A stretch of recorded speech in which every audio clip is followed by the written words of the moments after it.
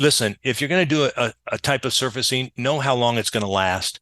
Okay. Get a warranty for how long it's going to last. Have it inspected upon installation and throughout the life of the product. Don't be caught with some kid getting hurt and your unitary rubber surface has been out there for 8 to 10 years and it's gotten hard and it doesn't prevent injuries now.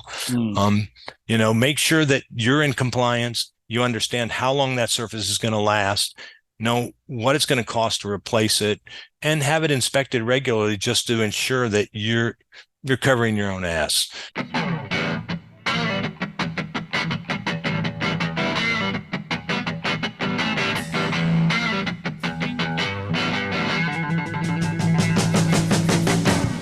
Well, hello and welcome to the ADA Shop Talk podcast. I'm your host, Paul Klein, and if you are an ADA coordinator, government official, architect, or accessibility specialist trying to better understand the ADA, then you are in the right place.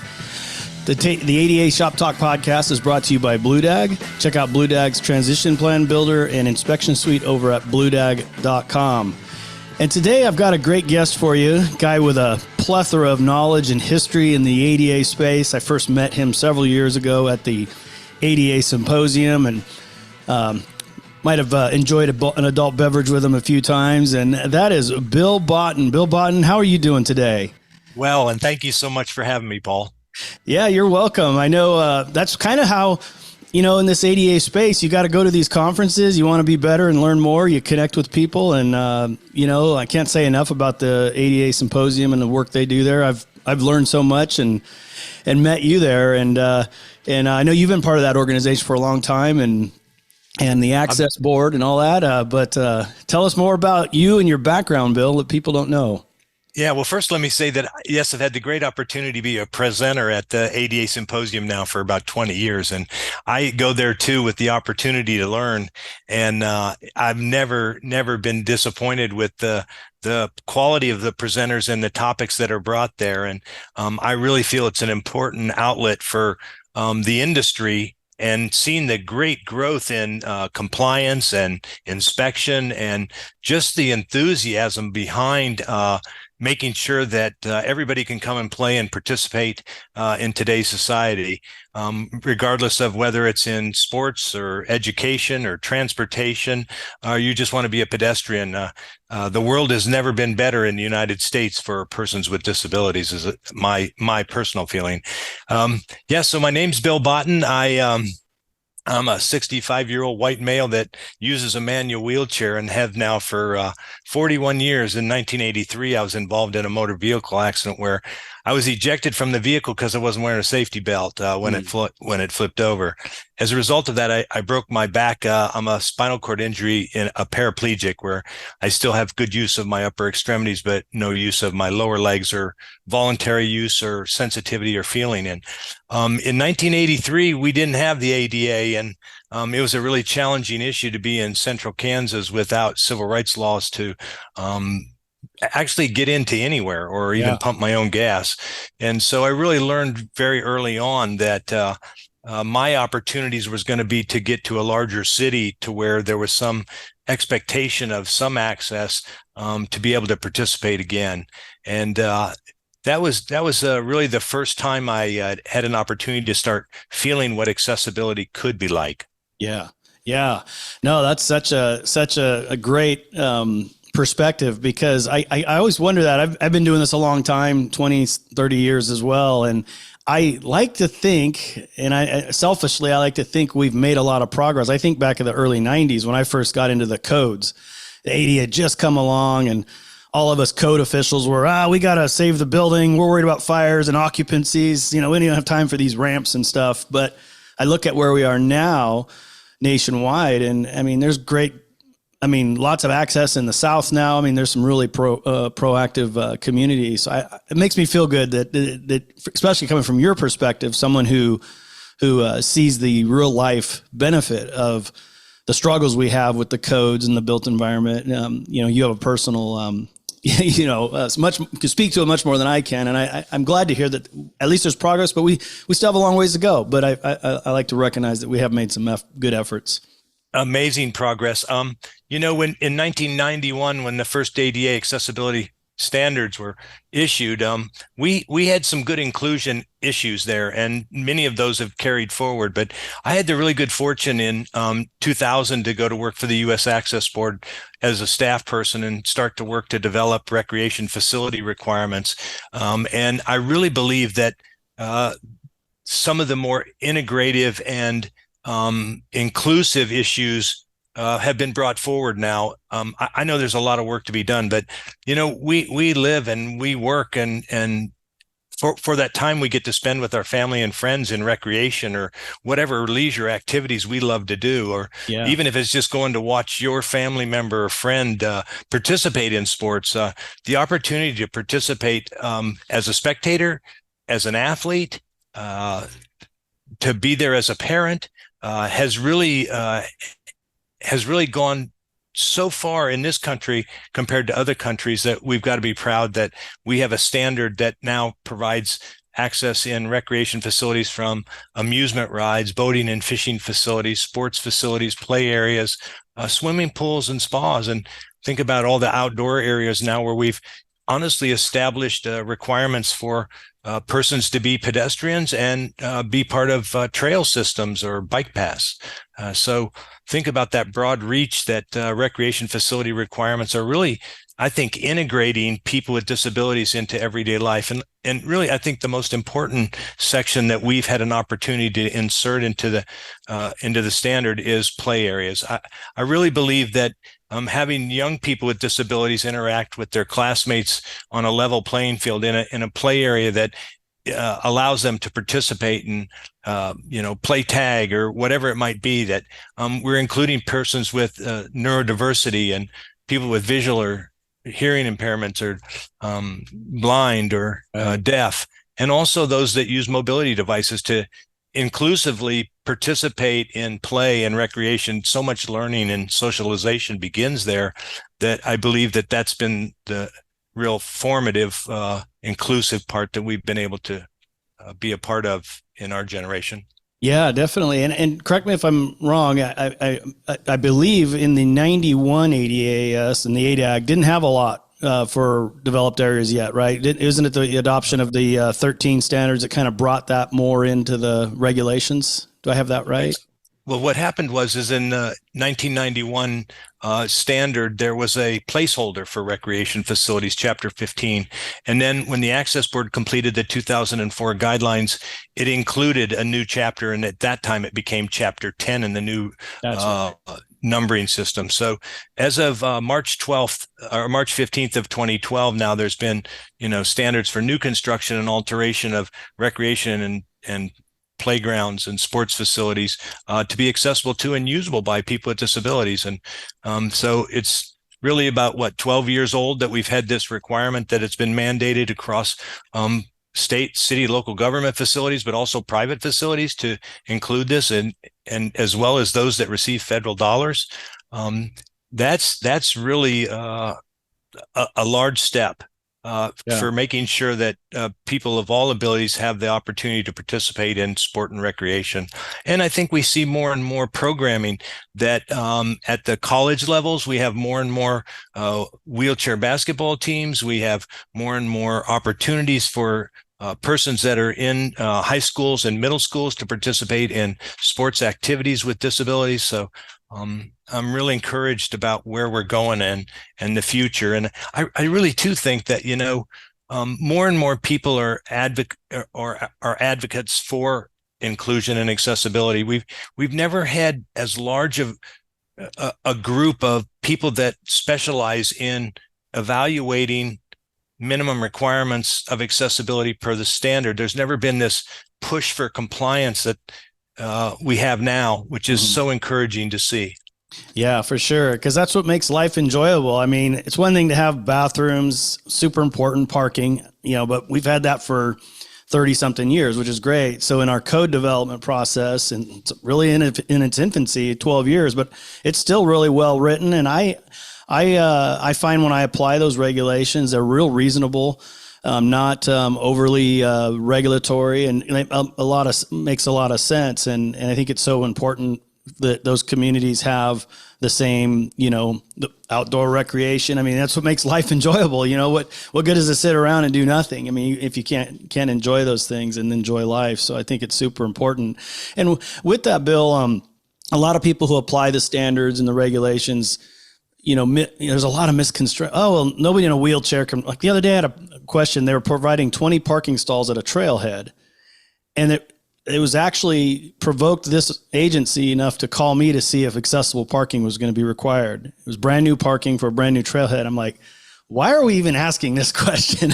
Absolutely, it's required. Equal. If you're providing parking for everybody else at a trailhead, we need to, provide accessible parking. Yeah. And so exactly. what are some of those other misconceptions with outdoor developed areas and recreation facilities? Everybody thinks, oh, you're in a wheelchair, you can't do this. Bad perception. But help me combat that a little bit. What do you got? Well, let me first say that the standards are a minimum. And I like to tell people it's really a D, right? It really is. You're doing the very minimum to get by. Yeah. And we shouldn't be bragging that our recreation facilities are ADA compliant. We're not bragging that our toilet rooms meet the plumbing code. We're not bragging that we meet the electrical code. I think that we should be bragging when we do better than the minimum requirements found in the standard. That's when we should be bragging. When we've gone above and beyond, we provided more than the minimum requirement. Yeah. And really encourage that. That's the real way to say that we are doing the best we can to be inclusive. But with recreation facilities, I always tell people when they're looking at the standard, if you can't find an exception for what you're doing, then it needs to be accessible and usable by people with disabilities. And I think there's so many unique games coming out now. Who thought that all of our tennis courts were going to go to pickleball or things like that? And there's so many neat opportunities now for participation, whether it's lawn bowling, bocce ball, or so many different activities are available to persons with disabilities, and making sure that we have access to at least one. But in many cases, in sports facilities, it's access to every single court, every single soccer field, every single baseball diamond. You need to have an accessible route. Get people to that location. And then once you get there, there's additional requirements for things like access near a player team seating area, or if you provide spectator seating, then there's a requirement at your bleachers or things like that. And look at the path at which people take. I think in outdoor developed areas, when we think of pedestrian trails and picnic and camping, currently those requirements are only applicable under the Architectural Barriers Act for federal sites. And they're a best practice for city, state, and local governments covered under Title II, and private facilities covered under Title III. They are a best practice. And I think what I like to tell people is, just because your disc golf course or your skate park isn't specifically addressed in the standard, you still need to look at the standard to make sure your facility is usable and accessible to. And so how do we do that? Well, we take portions of the standard that are applicable. My site arrival, my parking space still has to comply. How do I get to the checkout counter, or where I have to buy my ticket to go in, the counters and all that type of things. Any type of toilet or bathing facilities that are provided still have to comply. But then how do we get to that area where everybody's after, the aha moment, or the opportunity to participate and recreate? An accessible route. An accessible route has to connect every single area of sport activity. And so that's the real inclusion right there, is providing those connecting routes. Is how do we get people to where we do recreate? In the outdoor developed area final rule that came out for pedestrian trails, and we currently had the Access Board release minimum requirements for shared use paths of hiker-biker trails. Let me just say that there is no intent on trying to flatten the world. And there's a lot of exceptions that facilities can take. But those exceptions should be minimized wherever possible. And to the greatest extent possible, they should still do the best they can, right? If it can't meet a running slope of 8%, we should do the best we can next. If you can't meet a minimum width of 36 inches, we should make it 35.5. We should still do the best, what we call maximum extent feasible, whenever we can't make it. And I think that the opportunity for more and more requirements to come out for recreation facilities I think the transition from model building codes to federal requirements, we see state and local governments now requiring greater accessibility than the federal requirements do. It used to be that you always looked at the federal requirement, and if you met that, you knew you were good. Right. Now you really have to go back and look at your state requirements, because not only in clear floor spaces or the width of your accessible routes, but a lot of the elements are scope difference too, where there may be a requirement to have increased parking, increased requirements for certain elements based on a state code. Yeah. And so I encourage people to not only think that this federal requirement meets your minimum, that you do still have a state code, a model building code that could require you to do better. Yeah. Yeah. That's so true. That's one of the nuances, especially like states like California and Massachusetts and Florida have those I don't want to call them more restrictive, but they're more, just they're more restrictive than they have to be more. I don't want to call it more restrictive, but they provide greater degree of access. Yes. Instead of 6 inches, it might be only be 3, in the state. And so you think you made it at 6, but you're really violating the state still. So super, super important. And how have you seen recreation facilities and outdoor developed areas in the Title II transition plan process? Because a lot of these cities and counties are embarking on their due diligence to do this. Some of them haven't looked at it in 20, 30 years, and unfortunately, but do you see that being an important part of the city and county's transition plan process? I really do. And, the Department of Justice initiated that Project Civic Access, and communities around the country can really get an idea of where the Department of Justice has drawn their line on scoping requirements or program access requirements by looking at some of those surveys and those settlements that have been agreed to. And so I do think that there is not only greater compliance, but greater inspection. And I think that the transition plan is something that, well, let me back up. If you have facilities, you need to understand where your barriers are. Yeah. Whether you're Title II, you're Title III, or you're a federal government. If you have facilities that you operate, understand where those barriers are. Yeah. Put them on that transition plan. Understand which ones are the most important, maybe serve the most people, or the highest priority, and get to work. Yeah. Get to work. I would say that recreation facilities sometimes are looked at towards the end of those transition plans, and that the inclusive part of those, I think the priority doesn't feel like it's as high as maybe getting in and out of certain facilities that provide different types of functions or services.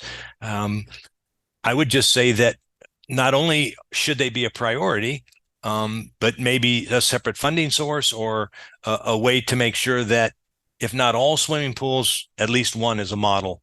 Yeah. If not all playgrounds, at least one is a model. Yeah. Try to do your best somewhere. Give people a destination to at least experience what that's like, to be able to. For me, I was a parent with 3 small children at a playground, and I was the one in the wheelchair. And oftentimes the surface material didn't ever allow me to catch them or get near them if they fell. A lot of times it'd be borders around railroad ties to keep in the wood chips, and the surface never permitted me to interact. I would drive I live outside of Washington, D.C. I would drive more than 15 miles to get to a play area that had a unitary surface, just for the opportunity to interact, play, and catch them when it was time to go home.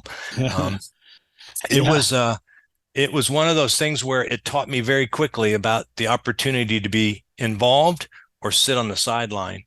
And it's time to be involved and included and be a part of whatever event is happening. Absolutely. Instead of sitting on the sideline or sitting on the hard surface. Absolutely. Yeah. And I think that's a super important point. What provides the greatest degree of access for the greatest number of peoples in your agency?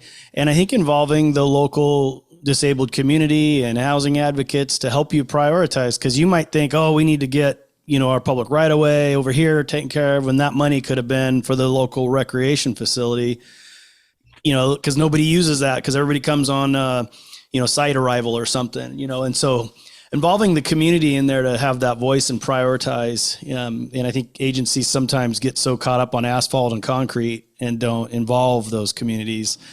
It's unfortunate, but it's your greatest asset in a lot of cases. It really is. You have to involve the community you're trying to support to get the best product that you're after. And then you have to hold manufacturers and product developers and people that you're going after to maintain and understand what needs to be done with this and how long things last and how to plan for the future. But being able to include persons that are neurodiverse, persons with mobility issues, people that are blind or low vision, people that are deaf or hard of hearing, we need to make sure that all communities, young to old, are the opportunity to play and recreate. I think there should be more playground equipment at senior centers and more outdoor fitness opportunities on walking trails. And I think there's a way to support a healthy lifestyle for everyone, regardless of age or ability. Absolutely. I should know this term, but you said a term and some of our listeners may not know, neurodiverse. Can you expand on Well, that? I think, yeah. And let me just highlight too, that I'm doing a webinar that's Okay. coming up on that issue. So hidden disabilities. I support the advocacy for persons who may have autism, be on the spectrum, have some type of developmental disability, where the playground may be too stimulating, may provide too much stimulus for them to participate, maybe need a quiet space to get off to the side or sit and reflect for a minute. So thinking about the things that that community may need or what might support their activity or participation, I think is the goal of what my next webinar. Let me just say that leaving the federal government after working more than 22 years with the great opportunity to work now with a company that creates communities through recreation. And I do a lot to help promote accessibility and inclusion. And the company PlayCore holds we're doing a 4-part webinar series this year called Beyond the Minimums. And my August 7th webinar that you can reach through the professional hub at playcore.com. The opportunity there is to learn from people that are on the spectrum or have autism or support, let me say, organizations that support people with neurodiversity, in the opportunity of play and recreation. Will speak personally in a panel discussion on why they come to a park or why would they go back to a recreation facility, what things support their participation. And so let me just say that ADA coordinators can get continuing education credits. The webinars are all free for landscape architects, ADA coordinators. You can receive continuing education credits through the PlayCore webinar system. So that's just an opportunity, again, to keep your continuing education, but actually learn some really good issues that may support your community to be more inclusive and allow everybody to participate. Yeah, absolutely. We'll definitely include that if you're listening or driving. I'll put the webinar registration link in the show notes so you can click on that. And sounds like a great series, something I'll need to sign up for too. And we'll share it in the ADA Shop Talk community so we can get more people in there. But you mentioned PlayCore and kind of what is, I've heard of PlayCore over the years. I know when Bill Botton went to work for PlayCore, I was like, whoa, what's this company? Tell us a little about the company and its initiatives and what you guys do there. A wide range of brands that support recreation and sport, from swimming to aquatics, to sports and recreation, to surface products, playground equipment companies, site furnishing companies. I think some of the unique things that I've had the opportunity to be involved in is product innovation to be more inclusive and accessible, to be multi-generational or cross-generational, to make sure they're from young to old, ability to no ability, or whatever ability is there a possibility to participate. But it's been a great opportunity to work with a company that's really got a mission to make sure that the communities that they're creating through recreation are inclusive and allow everybody to participate. And so just working on a number of different things with them, but really a lot of product innovation, working on webinar series for them, and trying to support the opportunities in play and recreation for greater participation by persons with disabilities and inclusion. I think, like I said early on, the opportunity in play to make sure that whether you're young or you're old, abled or disabled, that you have the opportunity to still play, because we honestly believe that play is something that should be done every day, your Hmm. whole life long. And that looking forward to play and being part of play is just an essential part to a healthy human. And it is especially so with persons with disabilities as well. Absolutely. I can't agree more. Whether Yeah. it's music, sports, walking, it makes a balanced life. And all the communities need to have access to that. So it's super, super important. And one of the things you mentioned with PlayCore is you guys work on surface materials or surface, and that's always such a big kind of a gray area. People are always asking that, can I use wood chips? Does it need to be like a McDonald's surface, a little rubberized material? Maybe you could speak briefly or share some insights on that. Cause I know a lot of people have that question, what are we allowed to use in these play areas? Well, the standards are very good at describing accessibility, except for when they talk about firmness, stability, and slip resistance of accessible routes.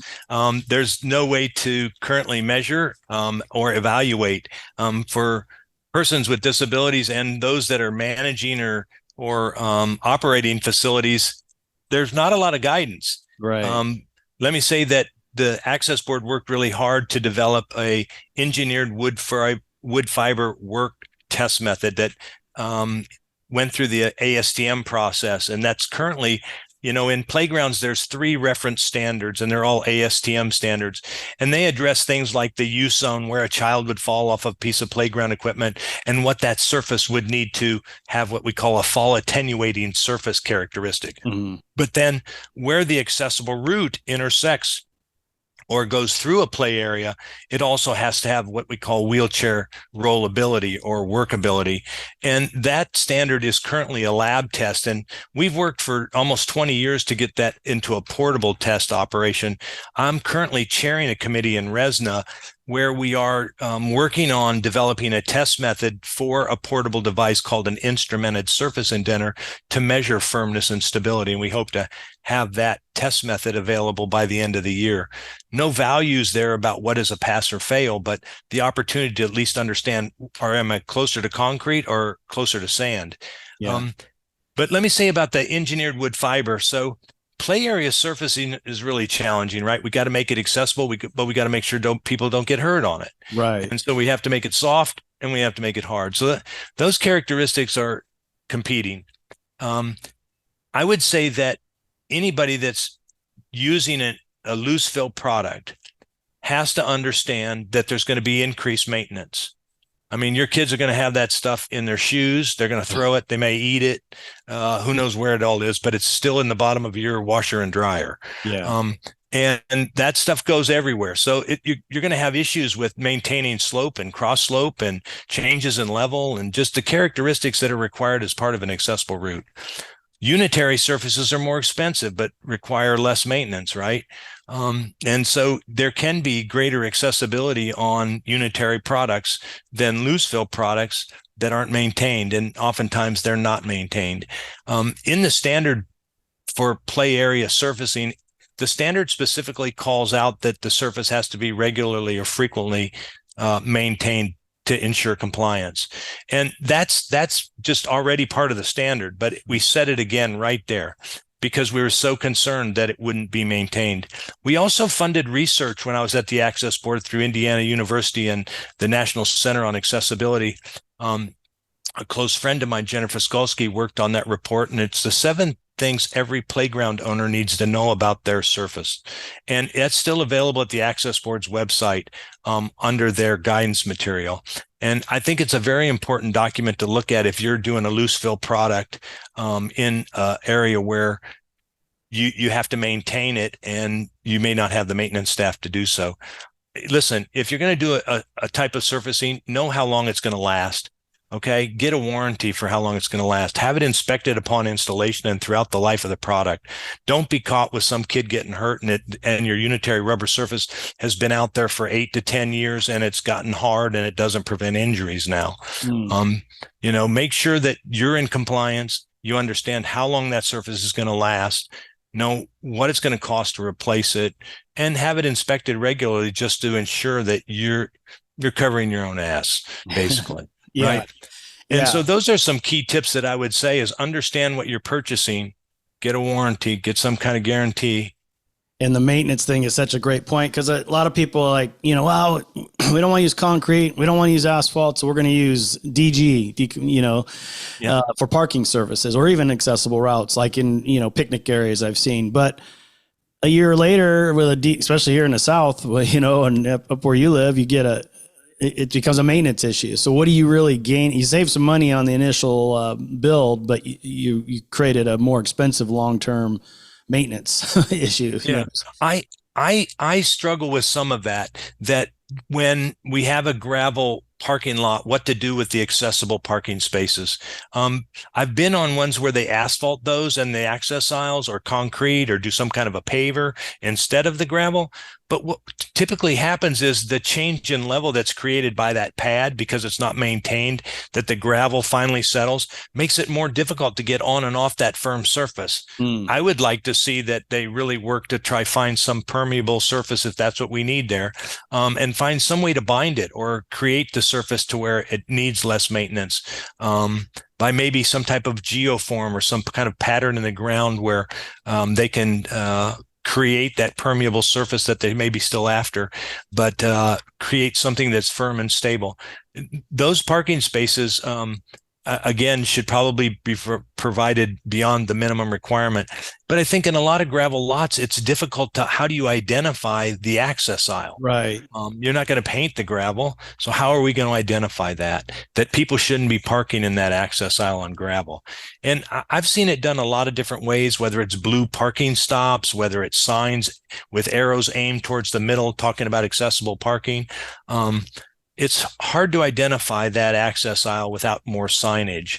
And a lot of times in gravel or outdoor developed areas, people don't want to see gravel. I mean, see a lot of signs.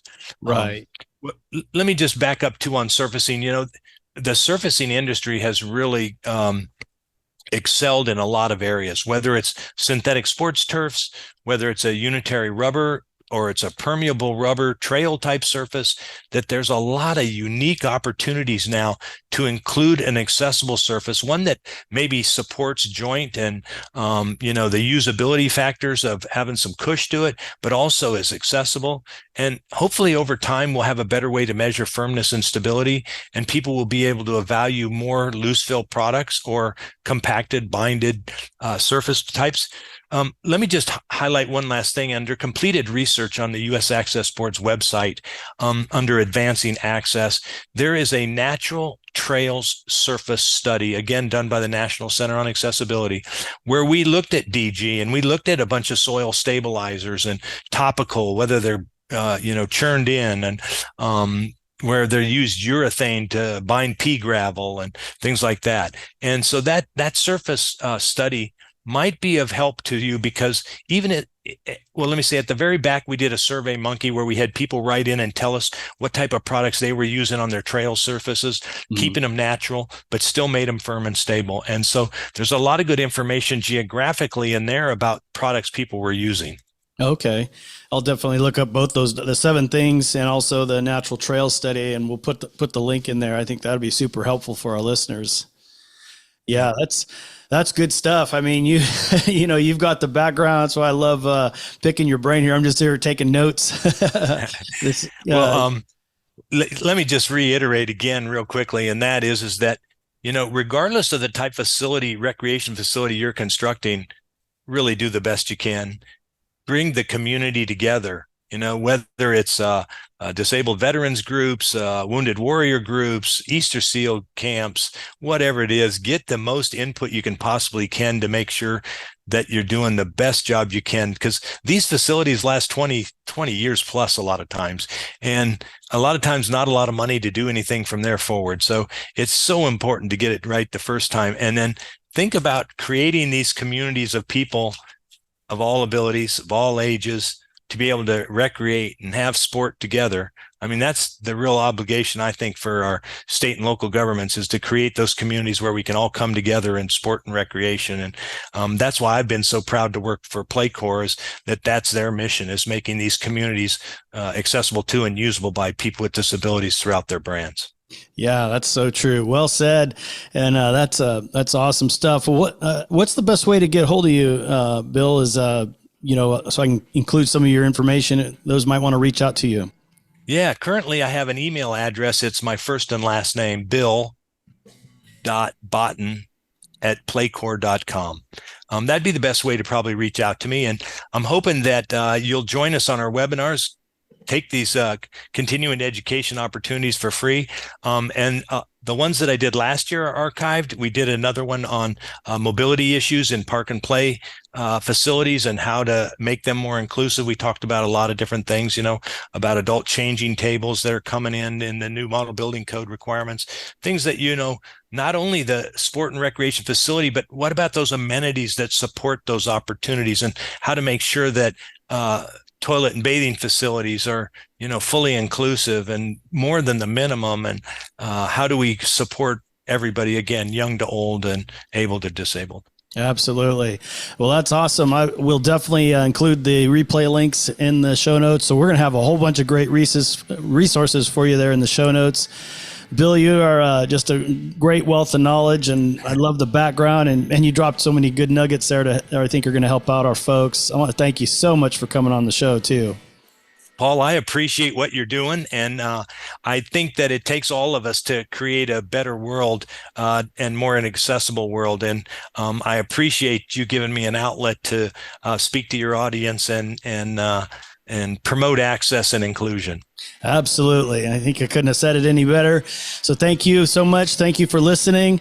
Keep up the great work you're doing in the ADA world, and make this world much more accessible and better for everybody. Until next time, we will see you on the next show. Bye-bye.